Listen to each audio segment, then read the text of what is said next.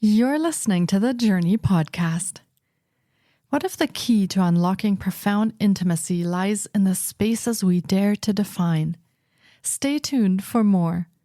This episode contains adult subject matter, and some listeners may be triggered by this content. Listener discretion is advised. Hi, I'm Petra Brunbauer, and with decades of experience with sadness, pain, anxiety, and stress, I finally figured out how to leave all that behind.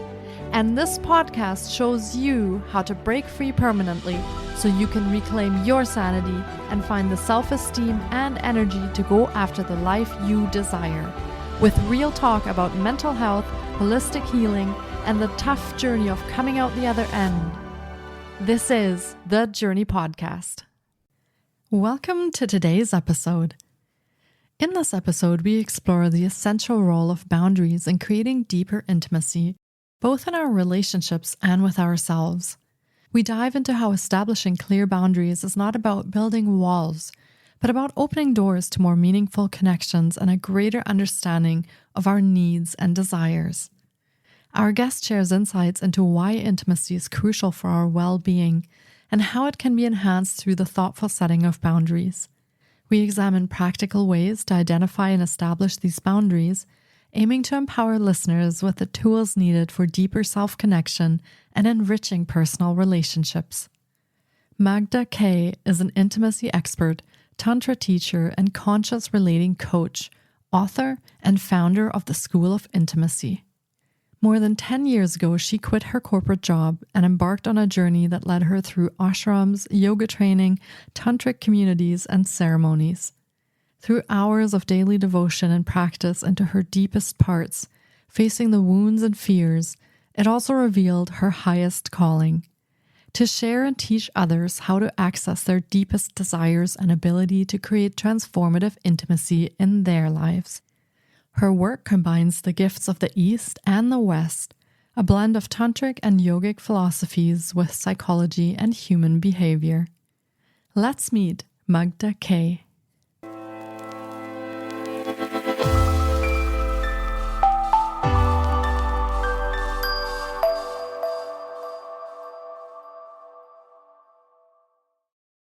Hi, Magda. It's so great to have you on the podcast today. I've been looking forward to getting to chat with you because boundaries for deeper intimacy is such an important and profound topic for today's episode. I feel like this applies to a lot of listeners. So welcome to the podcast. Thank you so much for having me. And yes, I agree. It's a very important topic, and I'm really excited to dive into this with you. Yeah, thank you so much for joining us today. For starters, do you want to share a little bit about yourself and your own story? I kind of feel like there's always a personal reason why we come to do what we do. So let us know what you do and how you came to be here. Yes, I would say for sure my personal story, my personal challenges have brought me to where I am today. I work as an intimacy expert. You can imagine that some time ago, intimacy was just the hardest area of my life. I felt so uncomfortable discussing anything related to sexuality, intimacy, or relationships. And honestly, it all started, as always does, in my childhood and my specific family dynamics. There were some, I would say, pathologies that I was exposed to that unfortunately turned my nervous system into a roller coaster. And it's something I'm still working on until today. I've developed tendencies to be anxious, great people pleaser, an expert in that. And another thing that happened is because I wasn't exposed to a single example of a happy relationship, I grew up extremely cynical about love. And honestly, when I saw couples holding hands, I either thought it's fake or just disgusting. That was my approach towards love and any form of intimacy. And another thing was that I was terrified of being like my mom. I didn't want to get into a relationship because I felt that this is when someone would see that I am just like her. And so it was a way of protecting myself or protecting really the world from the aspects of myself that I was so scared that they were there. life kept going the way it did. There was a few other challenges that happened in my teen years. I had to move out. I've been on my own since I was 17. It just happened, wasn't my decision. And so the thing is that I only allowed myself to actually fall in love when I was 27. Until then, I just kept pushing it away. I didn't want it. By 27, my heart started finally yelling at me to start listening to what my heart needed. I fell in love. I gave it a chance. And you know what it's like with your first real love. You think it's going to last forever. And oh, shocker, it didn't. Now, the thing is that specifically for me, that relationship ended because I wasn't having orgasm.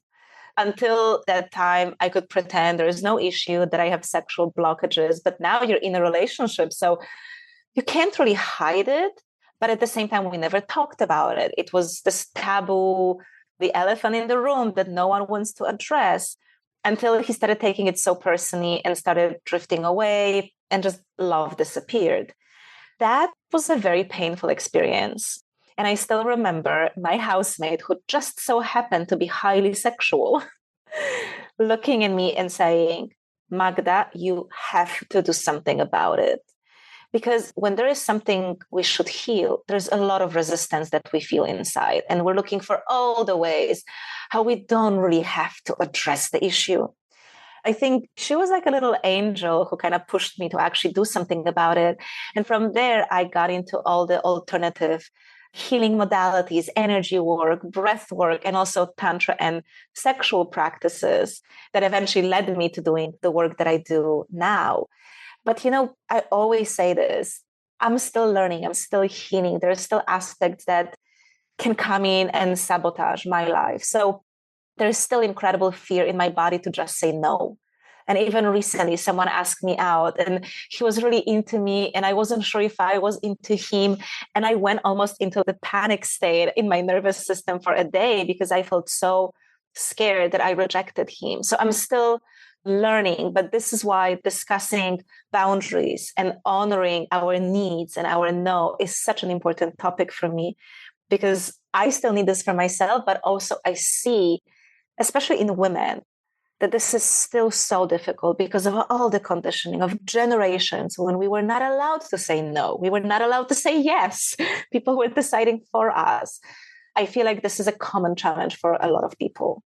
Yeah, thank you so much for sharing your story with us. And I agree. And I think especially in this world where very often we don't have a lot of in-person connections anymore, a lot of it has been moved digitally or online, I feel it becomes harder and harder to have intimate connections and get to know people on that kind of level, maybe even harder than it was a few years ago or even when I was younger. So yeah, this is definitely something that's on my mind as well. And especially because intimacy and sexuality are also part of our mental and physical well-being.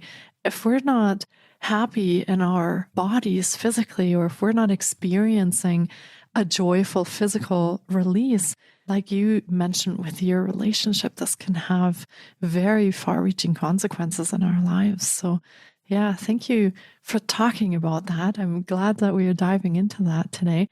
You actually went and wrote a whole book on this topic. So share with us how your book relates to what you were just telling us about your story. The book, it's called No More Faking It, but it's a bit of a tricky title because it is about the fact that as women, we're just so used to faking things in life in general.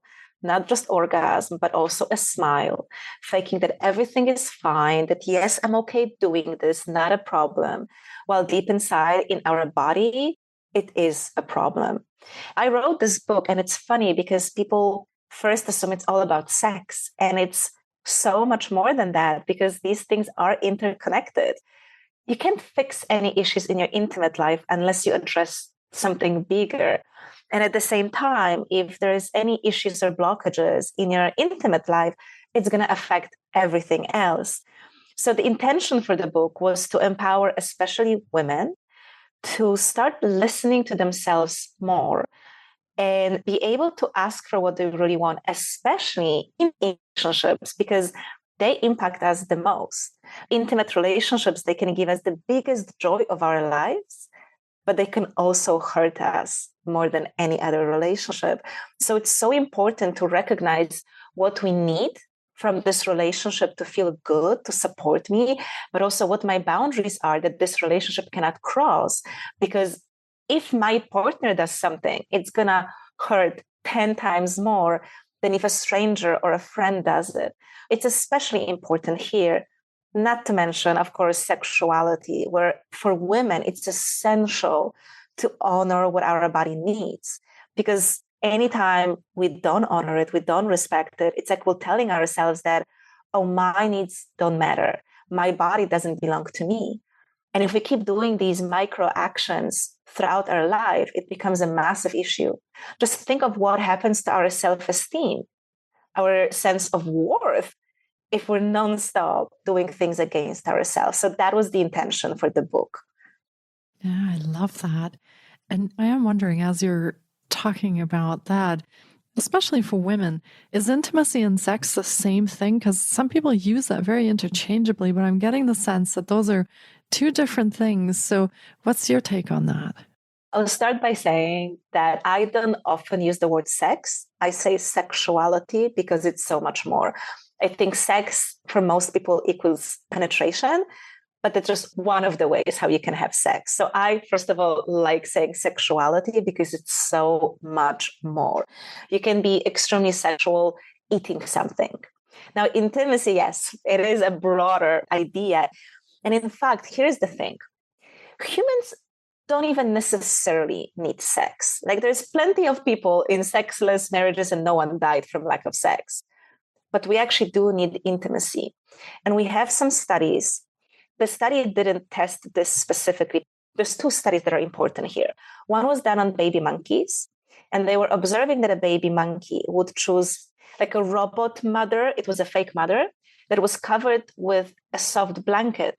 So they would choose the comfort of the soft blanket over the fake metal mother with bananas. So the comfort of touch was more important than food.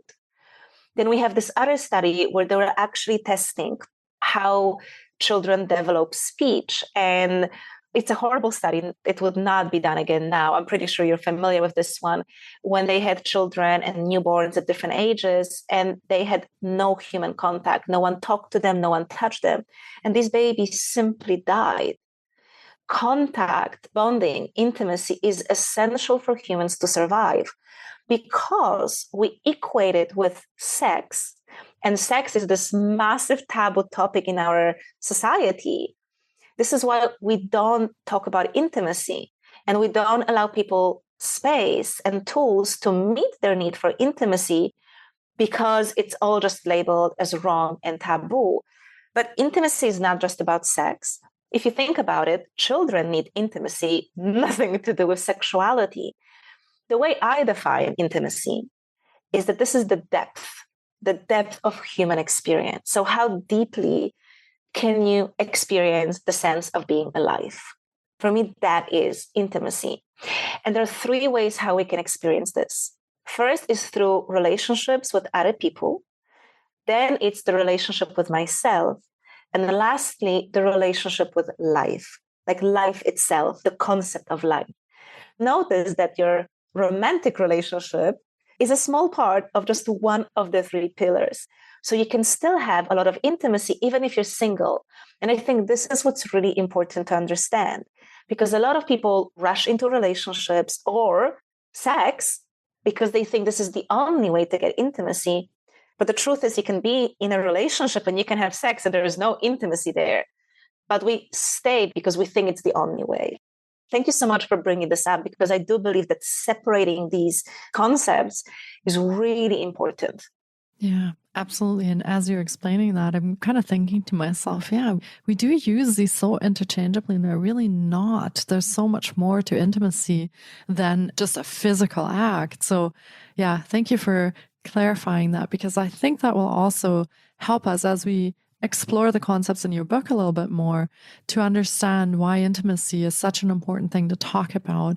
And as you mentioned with those studies, if we don't get intimacy in our lives, our whole well-being suffers under that. So With your book, I believe one of the intents was also to empower women because, as you said, we put up with a lot, we endure a lot, and we have for many generations. And for many women, this continues in their lives today. So, how does your book help women on this path to their own empowerment? How does that support them? In the book, I describe the method that I created based on the many years and the many mistakes that I've done, putting myself in questionable situations and crossing my boundaries. What I've identified is that we have these 4 primary inner voices or 4 personas inside of us, and they all want something. So it's almost like imagine inside of your body, there are 4 other women. And they have their own personality, they have their own needs, but also their shadow. Those 4 I call them power centers because I do believe that when we know how to work with them, they empower us. So there's nothing negative about them. It's like dealing with humans. If you know how to, you're going to be perfectly fine. So these centers are, the first one is your head, then it's your heart, your gut, and I like to call her pussy. And I chose the word on purpose because also one of my big intentions is to help just remove a lot of shame and taboo around sexuality. And a lot of it comes down also to the language and certain words that can be extremely charged. And if we can reclaim the word pussy for women, it's part also of reclaiming your own sexuality. So I'm going to use the word here. When we have these 4 centers, each of them wants something, but each of them can be pretty selfish. So if you give in to the needs of one center and ignore the others, you're out of your alignment. The head is like the manager, and basically the head wants us to reach our goals, move fast, just make sure that everything is optimized. Great and needed. Like both of us wouldn't be here speaking to each other if it wasn't for our heads. Now, the shadow of the head is that it can really push us to getting overwhelmed and getting burnt. And I got burnt out a few times in my life. And a lot of people can suffer from depression and a breakdown like fully because the head takes over and they ignore the other centers. So then we have our heart. Our heart wants love and connection. So when I said that I didn't get into a relationship until I was 27, in my case, my head was running my life until I was 27. Then I allowed my heart to, well, take over. And it also wasn't a good decision because now the heart decides everything. And the truth is that heart can be very naive, thinking that love conquers all. All you need is love. And we know that it's not exactly how life works. I think this is really important to realize because, again, as women, we often have a tendency of staying in unhealthy, even abusive relationships because we still remember all the good things that the partner used to do for us. Or I've heard it from so many people, yes, but he has such a good heart. And I always say, everyone has a good heart. This is a definition of the heart. But he's abusive, he's toxic, he's lying, all of this. But the heart is like, oh, it doesn't matter because love is all that matters. So you can see, right, the shadow, if we just give into the heart. Then the third power center is your gut. And this is about your safety and security. And again, very needed. And I've had my gut step in a couple of times when I was about to engage sexually with someone, and I really shouldn't have. And like my gut saved me in those situations. But again, if you give into your gut too much, it will stop you from growing and trying new things because, of course, being outside of your comfort zone is scary. And then lastly, we have our, yes, famous pussy. She wants pleasure and she wants fun, not just sexual. And I think it is very important, especially for women, because our body is literally created to experience pleasure way more than a male body, like physiologically. And we don't allow ourselves this. It's like we can be so hard on ourselves. So I think it's great. But again, the shadow of the pussy, if you let her run the show, she wants instant gratification, everything now, now, now. And she doesn't care about the consequences. This would be the famous case when you, for example, want to hook up with the guy and you just ignore the fact that he happens to be your best friend's boyfriend because you feel the desire, because we like each other. You can see giving into any of these centers really pushes us off balance. And it usually makes us do things that are going to be harmful to ourselves or other people. I talk about these centers in the book because my personal view is that for a woman to be in full respect of herself and in full alignment is by connecting to all of those 4 power centers and making sure that at any given time, you have a relationship with all of them. None of them runs the show for you, but that they have an equal say in how you choose to live your life. I just want to add, like inside of the book, there's also a quiz where you can answer a few questions to know which center is running the show right now, because you probably realize that one of them has all the power and the other centers are pretty much like shushed and abused and no, you don't get to decide anything.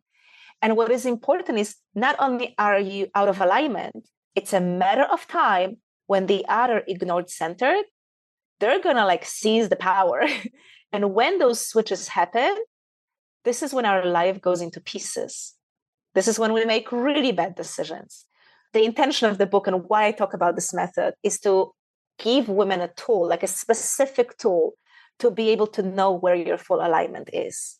Yeah, that sounds actually really amazing. I love the language that you use in the book. It is empowering, and we are taking back some of the things that we don't like to talk about and we don't like to mention publicly a lot of times. So reclaiming those for women empowerment, I love it.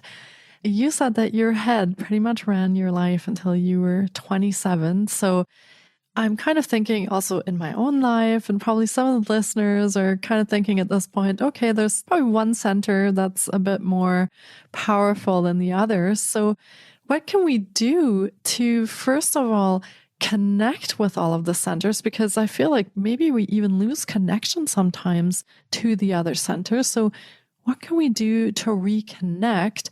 And then how do we make sure that they are balanced? Because that seems like a pretty difficult task.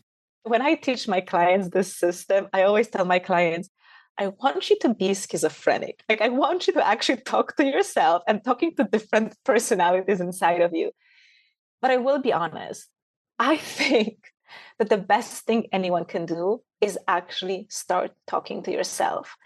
And the way you want to do it is simply by closing your eyes, shifting your focus inwards, and just start seeing what's there. You may get some sensations, some visions. You're going to find your way to speak to yourself. Now, if it's a new practice for someone, in most cases, when you first close your eyes and you try to do some self-reflection and self-dialogue, you may not get anything. Or maybe you'll get something, but you'll think, oh, I'm just creating this with my mind. Because it's a new skill. Here's what I tell people. Imagine that you find out that you have a 6-year-old child and you never knew about it. This may be more relevant for men. I think it would be a bit difficult for women, but just go with it, right? We're talking about a child. There's a child that you related to, right? That you would normally love very deeply, but you only discover this child now. Or if for whatever reason, you just didn't have the relationship. And now you try to start the relationship with a child. The child is not going to trust you right away. You have to build the trust. You have to earn the child's trust. The child has certain needs. The child doesn't think much about what you need because you're an adult. They're more focused on themselves. And you know that the only way to have a good relationship with a child is to allow this relationship to be all about them. It's quite, you could say, one-sided, but this is the reality of relationships with children. That when they grow up, it becomes more mutual. But at the beginning, it is about them and what they need. And if relationship, you need to listen to the child. Oh, you want to play? Now we play. You want me to cuddle you? I cuddle you. You don't want me to touch you? I don't touch you. Right? So you have to be open and you have to be patient. Because at the beginning, if you come up to this child and say, let's play a game, chances are the child will look at you, I don't know who you are, and will not trust you. So when we speak to different parts of ourselves, we are actually essentially talking to children. This is like different forms of many psychological tools and the parts work. These parts of ours, they have their fears, they have their needs. And if you hadn't talked to them before, then there's no relationship. And they do feel abandoned and rejected because your whole life they've tried to communicate with you and you kept ignoring them. So you have to make up for that. You can't expect your body to just talk to you when it tried your whole life and you never listened. It simply takes time. And for some people, this may feel very natural to build that connection with yourself. For others, it may honestly take a few months. But again, if there is a child, and let's say the first time you want to take the child out for ice cream and they don't want to, you don't just give up. It's through consistently showing up that the child starts opening up to you. And it's the same here. It's the exact same process and principles like building any other relationship. So that's how you start, by closing your eyes and going within. Inside the book, there are practices. I explain everything. And then you can also download the guided audio meditation because it's easier to just allow my voice to guide you through the soul. But what the practices are about is that you physically go into these centers. So you center your awareness in your head, in your chest, in your belly, and in your genitals. And you'll see just the moment you shift your awareness, you'll be able to sense a different energy. You'll be able to feel them differently. And that's already a beautiful practice, just to be curious. How do they feel? And you literally just start talking to them, just like you would with a human being. And the more you build this dialogue, the more talkative they get. And trust me, like now, I could even check with my centers while I'm talking to you, because I talk to them so often. I check in with them so often. So they're much more talkative. So that is essentially what we want to do. Yeah, I like that. It is very much like parts work and inner child healing from that perspective as well. Can we do this with a partner? So, if we're in a relationship and we want to build out that intimacy part, if we're feeling like the relationship might be lacking some of that intimacy, can we do this with a partner as well? It's funny you're mentioning this because literally just a few days ago, I had a coaching call with a client. And he's in a bit of a complex situation with his new potential partner. And we have been working with his centers to help him decide what he wants. And I actually talked to him last time saying, you can teach her about the centers. And if you guys are not really sure how to move forward with this connection, you can check with each other, like allow your parts, your centers to talk out loud with each other. If you think, for example, if you're in a relationship and you've been together for a long time, and maybe you both feel that intimacy isn't the way it used to be, you don't have so much time for each other, just the quality time isn't the same, it's not the same quality, you can totally sit together and both of you close your eyes and you go into your centers and then you share with your partner. So, hey, my pussy says this, my heart says this. And then have your partner share from their side. By the way, men have the 4 centers as well. It's just not the pussy. I was just going to ask you that. Yes. So we all have our sex center, and it does the same thing for both men and women. It is about pleasure and all about now, now, now. So totally men can use the same system. And I think it is beautiful when you share with a partner. And, there's a sentence that I like using when I speak to people, and it's a part of me thinks that, or a part of me wants that. Because I think we're so conditioned that we always have to be a full yes, a full no. Like if I agree with this, then I have to fully agree with this. And we're not allowing space for nuances and slight differences. If, for example, a part of me wants to have sex and a part of me doesn't, that is my truth. Then I don't want to have sex, but I also don't not want to have sex. A part of me wants to have sex and a part of me doesn't. And I think using that type of language can be very helpful because it basically makes space for the fact that I am not in full alignment. And no matter what I do, I will not be fully honoring my truth. So if I say a part of me wants that, and if I can name the specific power center with my partner, then of course it gives us more tools and like a roadmap to be able to have a more concrete conversation, because it's easier to work with this when you know what the 4 power centers are, you know what they want, you know how they operate. So then you end up speaking the same language. So of course it becomes much easier to communicate with the partner. It sounds like a wonderful tool that you can use kind of in your relationships to really also get to know each other a little bit better. I feel like if you're in a marriage for a long time and everyone sort of starts leading their own lives, which kind of happens, we all pick up projects and we go our own ways, that's a really nice place to come back to and to connect with your partner over to really make sure that that intimacy continues in your relationship. Yeah, I really like that. Now, we talked in the beginning a little bit about boundaries and boundaries for deeper intimacy. What kind of boundaries are we setting with your book? How are we addressing our boundaries for that deeper intimacy and to align ourselves better? For me, this goes down to what we discussed, that women very often ignore the fact that there's some resistance in the body and they go with the thing. And I feel it stems from this belief or maybe even reality that we hardly ever get everything we want. It's like I have to sacrifice something to get what I want. And we're so used to that this is how life works. We don't even entertain the idea that you actually could get everything you need and want. For example, for me, I honestly believe that honoring our boundaries in sexuality and intimacy is essential for women. Like it's so important. Sex is a big deal. Imagine there is a guy I like and we have chemistry and everything is going well. And I do feel excited. I do feel desire. Even my body may be reacting. I may be wet and like I feel this. But there's just a part of me that feels like a no. Just something feels a little off. And let's say like 80% of me wants it and just 20% doesn't.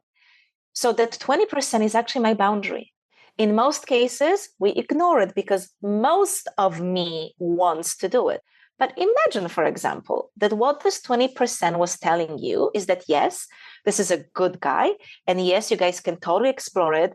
But hey, right now, maybe he has or you have some bacteria infection. So maybe you should wait a few days. Or maybe that 20% is reminding you you're ovulating and you guys don't have any protection. You don't know what it's about. But unless you ask your body what it's about, you may be ignoring something very important.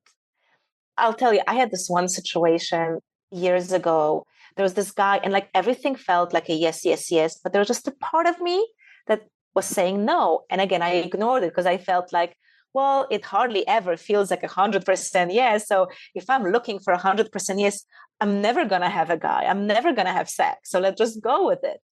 But there's something in me that was like, I don't know.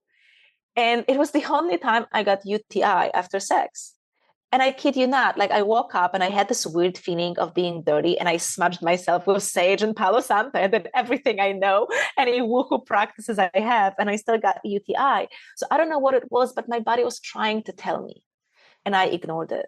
So for me, if there is any part of your body that says no to the experience that is your legitimate boundary, do not ignore it because you're gaslighting yourself. You have to be the first one who respects your own boundaries. How can we ever expect someone else to do it if we don't think that they matter? And the boundary, it's not necessary, for example, oh, don't sleep with him or he's the wrong guy. It may be something small. Or maybe that 20% that is telling you don't, maybe if you ask the 20% what it's about, it will tell you, hey, today I'm a little stressed. Maybe it's our first time. I need a bit of a longer foreplay. That's it. If you can honor your boundary, then you can ask for what you need and then you can receive it. But unless you understand what that inner boundary was about, you're not going to get what you need. And you're going to go ahead with the experience ignoring your own boundary. And that has such profound impact on our sense of self-worth, our self-esteem. It's like if we engage in these, I call those micro self-abuses, we're not going to respect ourselves. We're not going to honor ourselves.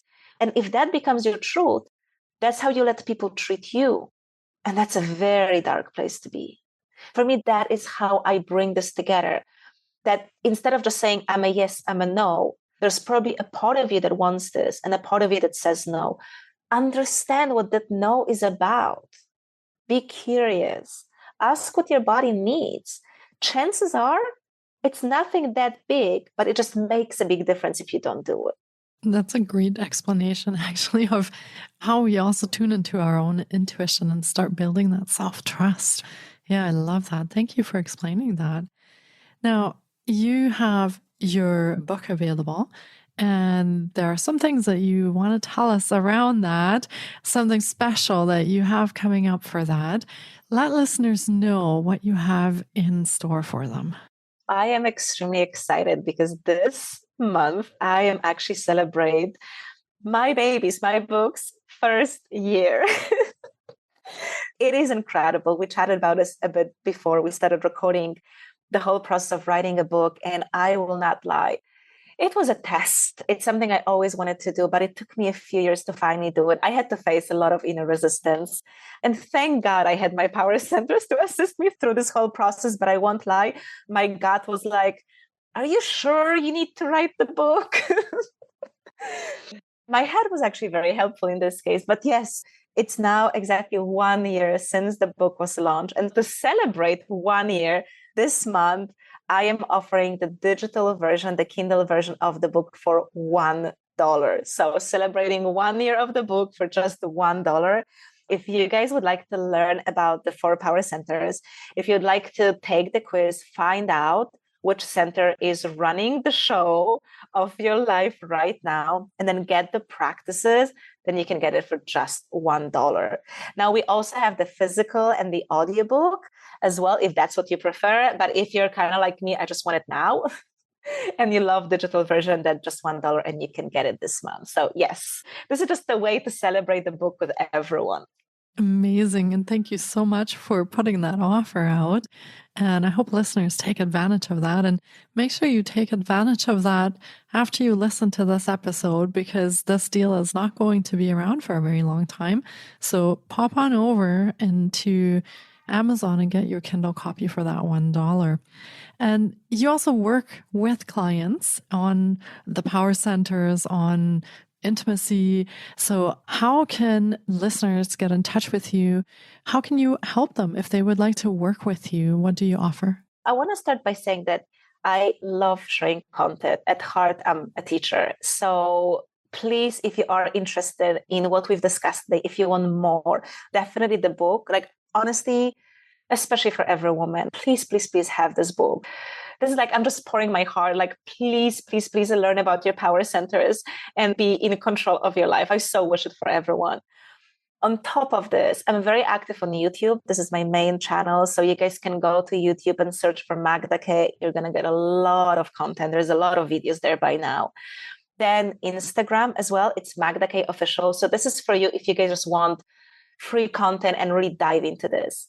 If you would like to go deeper, and if you want to work one-on-one or explore the online courses and the membership platform that we also have, then you can check the website. It's magdak.com, and you're going to get all of the information over there. You can also book a free consultation with me if you need a bit of more personal guidance of what would be the best path for you based on what's happening in your life. My experience is that when it comes to intimacy and sexuality, we have our own unique story, and having this container one-on-one allows people to get the attention that they specifically need. So I love working with clients one-on-one. And if you just want to give it a go to see if this feels right, I'm so big on this. Like, again, all your 4 power centers should be saying like, yes, let's do it. So I always have a call with people because I want to make sure we're a match. This has to feel natural and good. And yes, you can book a free consultation through the website as well. And you can contact me through any of these platforms. Amazing. And we will be linking to all of Magda's offerings in the show notes as well. So be sure to check there on how you can reach out to her. And we will link to the book. You and I are here in Europe, but we'll be sure, is this deal available throughout the world, or is this just a European offer? This is on all Amazons across the world. Yes. Perfect. So $1, €1, £1, but it's going to be one. Okay, amazing. We'll make sure that we link to a few of the options in the different countries for the Amazon offer. And be sure to check that out. Like we said, this offer is honoring the 1 year anniversary off of the book. So pop in there after you listen to this episode to make sure you don't miss out on this deal. And this has been another incredible episode, and I really hope our listeners have enjoyed our journey into boundaries for deeper intimacy. I feel like we really dove in very deeply and explored so many different aspects of this. So thank you so much for being here today and chatting with us today. I really appreciate your wisdom and your knowledge around this topic, and thank you for spending this time with us.